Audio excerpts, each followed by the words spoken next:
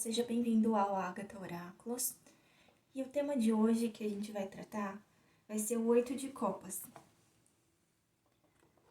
O 8 de Copas fala sobre deixar para trás aquilo que não faz mais bem para nós e seguir adiante em busca de novos caminhos, ainda que isso te traga dor e frustração. É preciso ter a coragem de abandonar aquilo que não está mais nos servindo e buscar a sua felicidade. Eu vou ler para vocês uma história do livro Codependência Nunca Mais, da Melody Beattie. A história de Jéssica. O sol brilhava e o dia estava lindo quando o conheci. Depois, tudo enlouqueceu. Georgiane casada com um alcoólico. Essa é a história de Jéssica. Vou deixar que ela a conte. Sentei-me na cozinha tomando café, pensando no trabalho de casa, que ainda tinha por fazer. Lavar a louça, tirar pó, lavar roupas. A lista era interminável, mas não conseguia começar. Era coisa demais para pensar. Parecia impossível fazer aquilo tudo, assim como minha vida. Pensei. O cansaço, uma sensação conhecida, apossou-se de mim. Fui para o quarto, antes um luxo, o cochilo transformara-se agora uma necessidade. Dormir era só o que eu conseguia fazer. Para onde tinha ido minha motivação? Eu costumava ter excesso de energia. Agora, maquiar-me ou pentear os cabelos era um esforço que eu frequentemente deixava de fazer. Deitei-me na cama e caí num sono pesado. Quando acordei, meus primeiros pensamentos e sensações eram dolorosos. Isso também não era novidade. Não tinha certeza do que doía mais. A dor que sentia pela certeza de que meu casamento estava acabando, o amor terminara aniquilando pelas mentiras e pela bebida, pelas decepções e pelos problemas financeiros. A raiva amarga que sentia do meu marido, o homem que causara tudo isso, o desespero que sentia porque Deus, em quem eu confiava, me traíra, permitindo que isso acontecesse, ou a mistura de medo, impotência e desesperança que impregnava todas as outras emoções. Desgraçado, pensei, por que tem de beber? Por que não pode tornar-se sóbrio mais cedo? Por que tinha de mentir?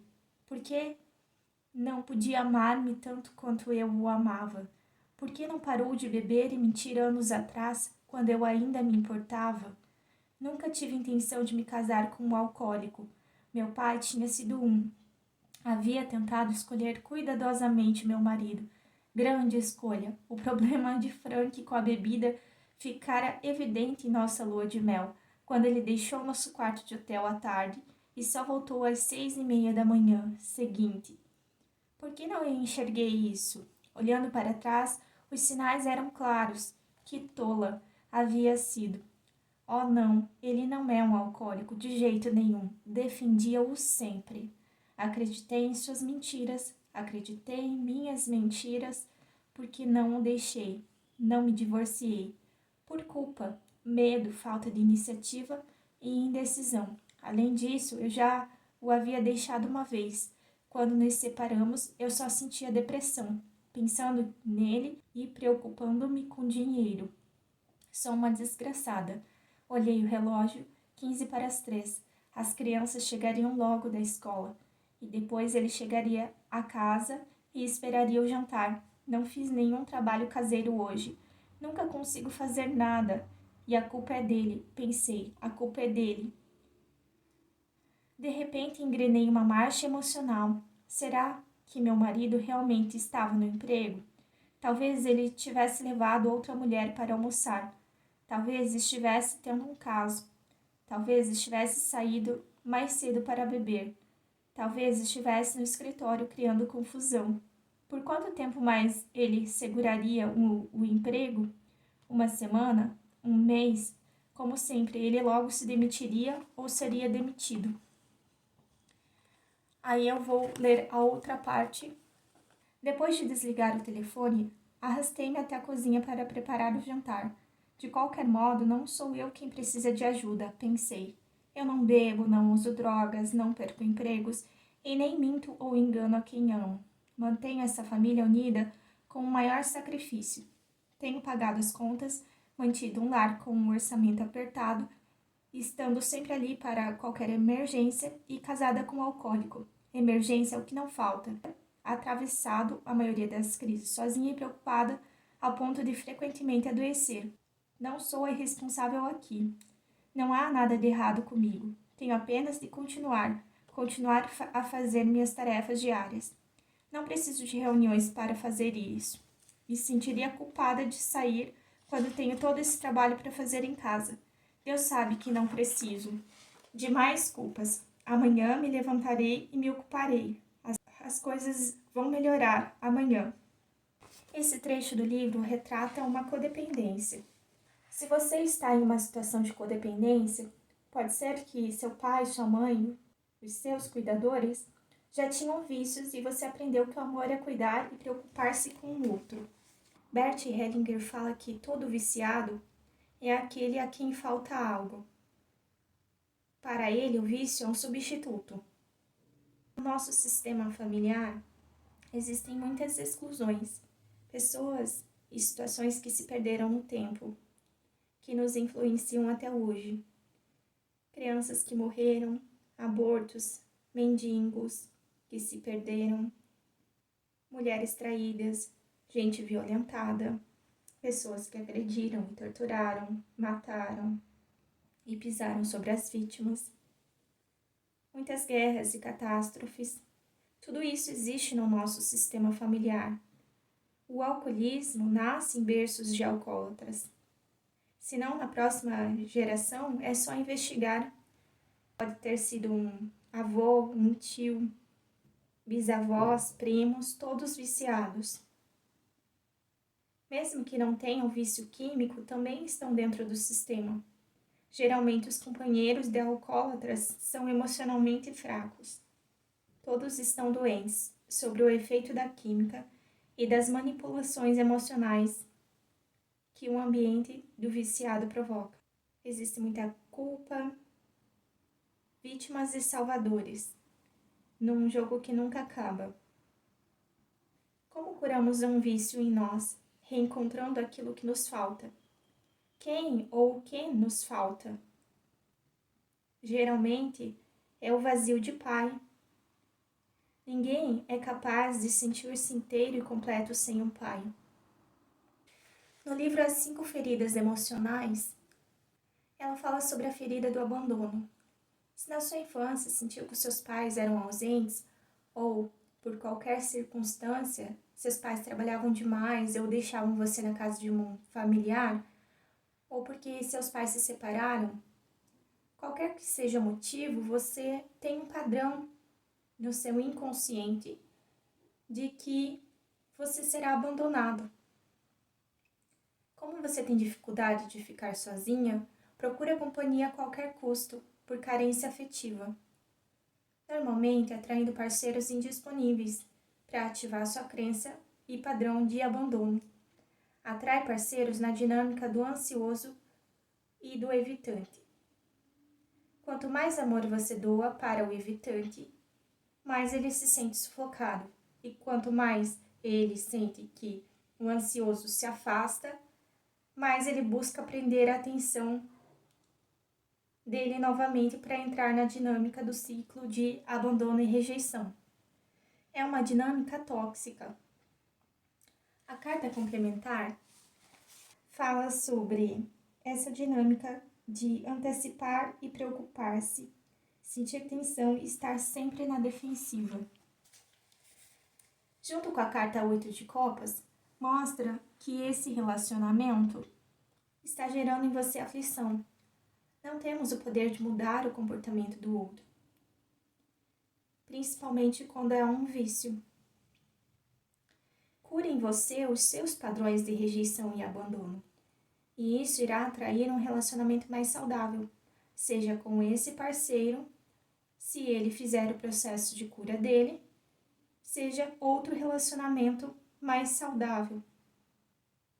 Ou talvez seja necessário que você dê um tempo para si mesma, se recolha para se autocuidar e olhar a si mesma com mais amor e respeito. O amor entre parceiros exige a renúncia do nosso primeiro e mais profundo amor, o amor pelos nossos pais. Quando o parceiro ainda está preso em alguma dinâmica com os pais, ele está indisponível para o relacionamento de casal, e o dar e receber, a troca entre iguais, estará disfuncional. Um exemplo disso é o incesto, quando os pais se odiavam e desdenhavam um ao outro, e o pai escolheu uma das filhas para satisfazer as necessidades emocionais e sexuais, ocorrendo com o consentimento da própria mãe. Isso causa feridas emocionais profundas. Se a pessoa não estiver disposta a curar, irá trazer isso para o relacionamento. Quando o dar e o receber está desalinhado na relação dos pais, pode ocorrer essas dinâmicas de incesto. E não há modo de desfazer o que foi feito. A cura para essa dinâmica vem através da aceitação do que aconteceu, sem vinganças, e deixar a responsabilidade e as consequências com o abusador, que deve afastar-se da vítima. A carta de conselho foi o mago. Assuma o seu poder pessoal. Você pode conquistar tudo o que você quer. Acredite que você consegue executar o que você se propõe. Crie novos padrões mentais que te impulsionem para a vida que você deseja. A sua essência é o amor. O melhor lugar para encontrar o amor puro é dentro de si. Acredite, é um manancial de cura para suas dores, ausências, mágoas e tristezas, bem mais perto do que você imagina. Basta regressar à sua pureza original. Ali tudo é amor. As cartas sistêmicas que vieram foi: o que te aprisiona, o que te impede de sair daí.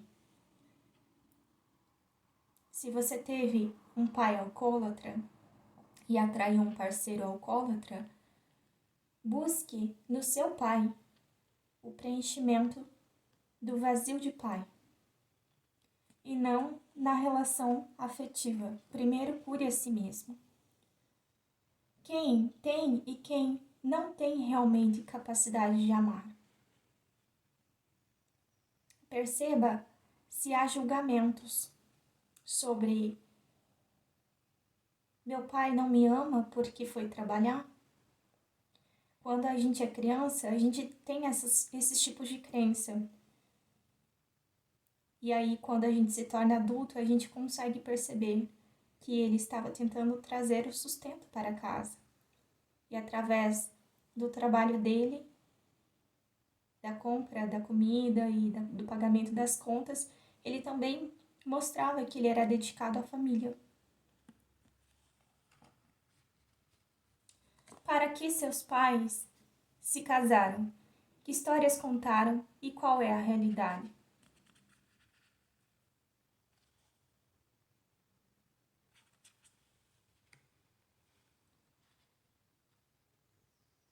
Nessa dinâmica em que os pais não conseguiam dar um ao outro em equilíbrio, como foi o caso da situação do abuso, perceba agora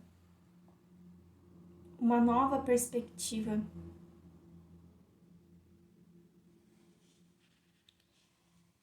Existem muitas histórias em que os pais foram forçados a casar por questões sociais e financeiras. Muitas vezes eles não se amavam.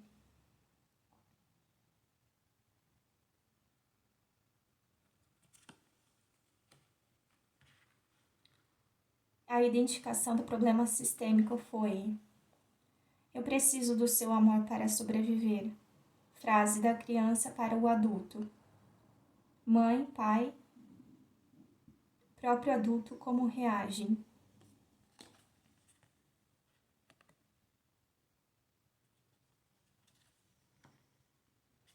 E a solução sistêmica veio. Hoje eu me alinho a todos os meus antepassados de muitas gerações, que fizeram o que precisava ser feito, para que eu e a nossa família pudéssemos existir hoje. Agora é a minha vez para levar nossa família para o futuro. Agora tudo está bem. Eu intuí 4 músicas e eu vou retirar alguns trechos delas que fazem muito sentido com toda a leitura. A primeira é I Did Something Bad, da Taylor Swift, que fala: você tem que abandonar antes de ser abandonada.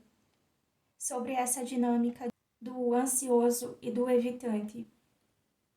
O evitante abandona antes de ser abandonado porque ele tem essa ferida da rejeição e do abandono.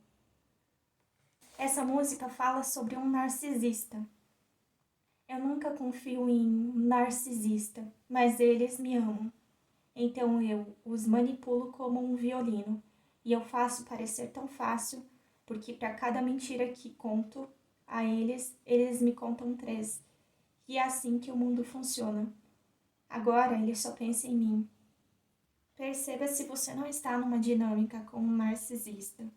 E por ter um sentimento de carência, um vazio de pai ou mãe, você está apegado a alguém que não vai conseguir te dar amor. Um narcisista fica com a vítima, no caso, a pessoa que ele escolhe, geralmente é um codependente. A segunda música é Stay, da Rihanna. Não tenho muita certeza de como me sentir quanto a isso. Algo no nosso modo como você se mexe me faz sentir como se eu não pudesse viver sem você. E isso me leva do começo ao fim. Eu quero que você fique. Novamente numa dinâmica de apego. Aqui não existe o amor na relação de narcisista e codependente. E a terceira música, intuída, é Living on a Prayer, do Bon Jovi, Vivendo de Oração. Ela diz: temos que nos agarrar ao que temos, não faz diferença se conseguiremos ou não. Nós temos um ao outro e isso já é muito. Por amor, vamos dar uma chance. A carta fala sobre ir embora com o amor, ou por amor a si mesma, por respeito a si mesma e por dignidade. Perceba se você precisa realmente lutar por uma relação com um narcisista ou se você deve criar as oportunidades de uma relação saudável. O processo de cura de uma pessoa viciada depende somente dela. E o seu processo de cura de codependência depende somente de você. Lutar pelo amor é bom, mas alcançá-lo sem lutar é melhor ainda. Então é isso que eu tenho para vocês hoje e até o próximo vídeo.